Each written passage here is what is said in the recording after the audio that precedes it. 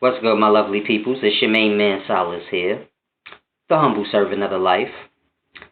Today I want to do this quick video breaking down how Hebrew meant immigrant. Yes, Hebrew was not a nationality. It meant immigrant. Now, if y'all would like to pull out y'all Bibles and read along or whatever, y'all can. Now, yesterday I did a video explaining how Israelite is not a real nationality of people. It only became a nationality of people after Jacob changed his name to Israel. And he changed his name to Israel because he got beat the fuck up by God, knocked out, and was dreaming about angels, demons, and ladders. The text says that. It says he wrestled with the Lord. His hip was knocked out of place or something, and the next thing you know, he was dreaming about ladders and angels. But y'all can go watch that video. It's on YouTube and Facebook. But this video is about Hebrews mean immigrants. Now, it is not a nationality. Hebrew means immigrant, not a nationality. Now, let me provide you with the proof. Abraham was not a Hebrew. He was only referred to as a Hebrew in Genesis 14:13.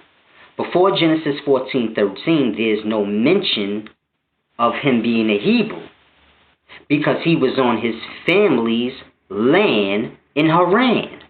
So Haran is his native land, which would make him a Mesopotamian, or from the area of Mesopotamia, in Akkad. Now, if you need more proof that Abraham was from Haran, it says in Genesis chapter 11, verse 27 through 28, Haran is Abraham's brother, and he died in his native land. It basically says Haran begot Lot, and then he died in his native land. Now we know in Genesis 12, verse 1 through 4, the Lord tells Abraham to depart his family's land.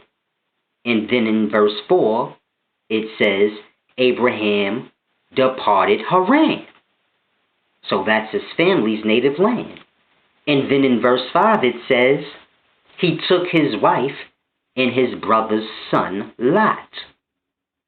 Remember, Haran begot Lot and then died on his native land in Haran, where Abraham departed with his wife and his brother's son Lot.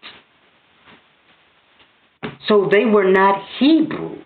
They were not referred to as Hebrews. Y'all don't read right. You have to grasp. Now, y'all probably want more because it's all over the Bible. So we can go to Exodus 1:1. It starts off saying the Israelites. Let me go to Exodus. I'm sorry. I should have already had it there ready to bust y'all head open. But in Exodus 1:1, it says, in Exodus 1:1, it says, now these are the names of the children of Israel. And it keeps calling them Israel and Israelites all the way to verse 13 or 14. And this is when the king of Egypt goes to the Hebrew midwives. So the king refers to the midwives as Hebrews because the king don't know which immigrant is which. So when he goes to the midwives, he refers to them as Hebrews because he don't know Oh, that's an Israelite, and this is that, and that is that. But that is when Hebrew is mentioned. Because the land has many immigrants, just like any land of today, anytime. You got different peoples there. So you have to grasp, if you read the Bible carefully, the children of Israel never referred to themselves as Hebrews. Only other people did, whose land that they were on, who they weren't native to. So grasp that. They never called themselves Hebrews. They only called themselves Israelites. And only time you heard of them called Hebrews is when someone else was referring to them. And that's because they were immigrants, and that's what Hebrew meant. Anybody could have been an immigrant. Y'all got to grasp what y'all reading, man. It's a deep thing. Even when Moses was talking to God, and God was telling him, yo, go to the land and get the elders of Israel. And then you go to the Pharaoh, and you tell the Pharaoh, I was chilling with the Hebrew God or something, and I want to take them out into the field.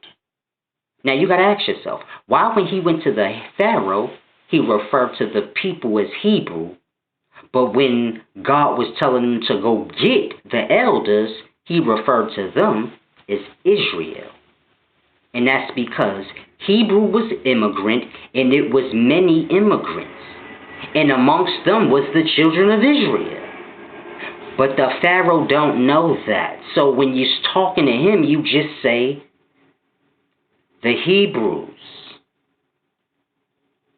Now, please go back and read y'all book and fully get an understanding that this is a history book, and you have been enslaved in your mind by somebody painting a perspective of religion.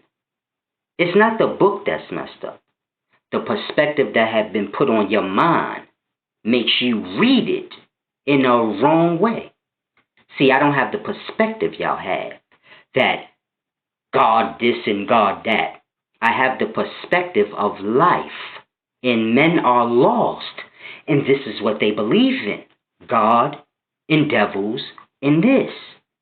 So the author is giving you the history of men and their beliefs, and how Jacob got beat up, woke up, and decided he wanted to be Israel, and he would call his nation of people that descend after him Israelites, because they had no land, because Abraham departed his family's land. So from that point on, they had no land.